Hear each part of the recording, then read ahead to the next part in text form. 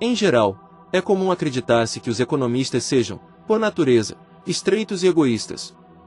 Uma possível justificativa para essa crença largamente difundida, diga-se de passagem, repousa no fato dos economistas defenderem, grosso modo, a prática do individualismo como ação motivadora do progresso. Em outras palavras, em termos econômicos, é o salve-se quem puder. Isso leva, em sentido geral, à típica e habitual confusão de entender que sucesso ou progresso está estritamente relacionado com a acumulação individual de bens, num êxtase sem precedentes à prática materialista. Todavia, desde que o escocês Adam Smith consagrou a ideia de que uma mão invisível age para assegurar a consistência dos planos individuais e, por isso, no final, ver prevalecido o interesse de toda a sociedade, reforçou-se substancialmente o sentimento em favor de que cada um deve, individualmente, buscar avançar à sua maneira.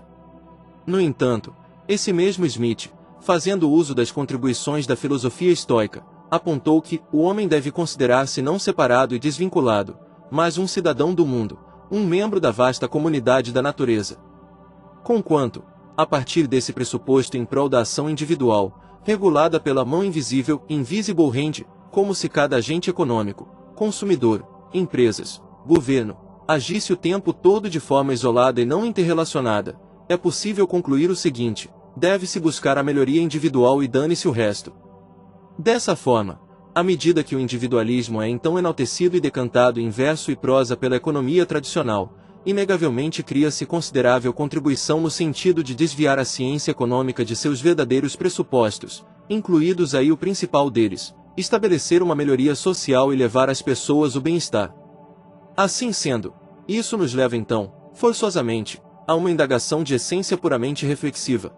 Qual é o valor fundamental que orienta a economia normativa àquela economia cujo princípio indica como devem se comportar os indivíduos? Na base, a pergunta mais apropriada é: como deveria ser a ação econômica?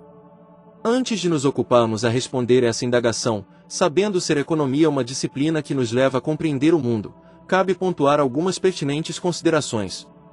O conceito central em economia não é o dinheiro. Primeiramente, não percamos de vista a noção de que o conceito central em economia não é o dinheiro, como muitos acreditam, mas, antes, o incentivo, e, no final, as expectativas.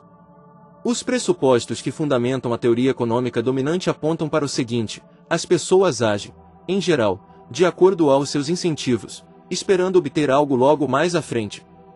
Também de forma bem geral, as pessoas respondem de acordo com suas necessidades, esse é o indicador de referência.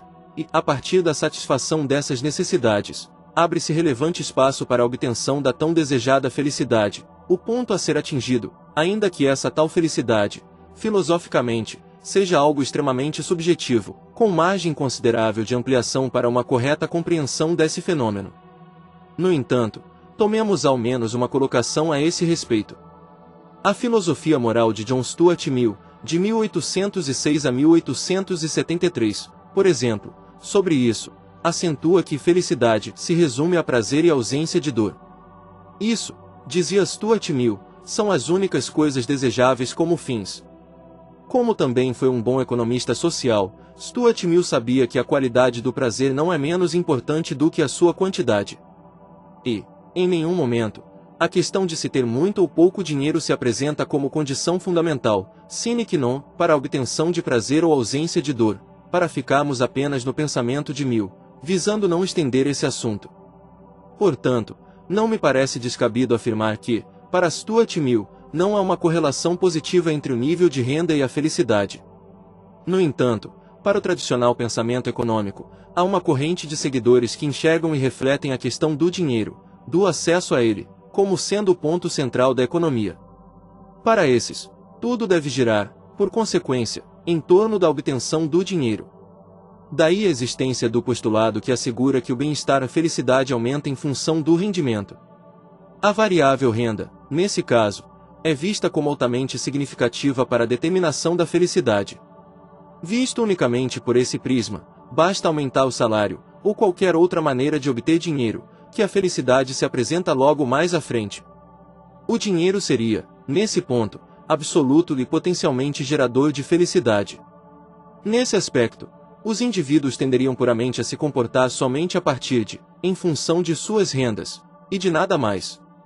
Ora, restringir a ação do indivíduo apenas e tão somente em função de seus rendimentos é tornar as próprias ações desses indivíduos numa estreiteza sem precedentes. Se a obtenção de dinheiro fosse, de fato, e de direito, uma pré-condição para a obtenção da plena felicidade, todos os habitantes dos países cuja renda per capita é elevadíssima certamente teriam, na média, a efetiva sensação de viverem num paraíso, cuja felicidade resplandeceria em cada canto.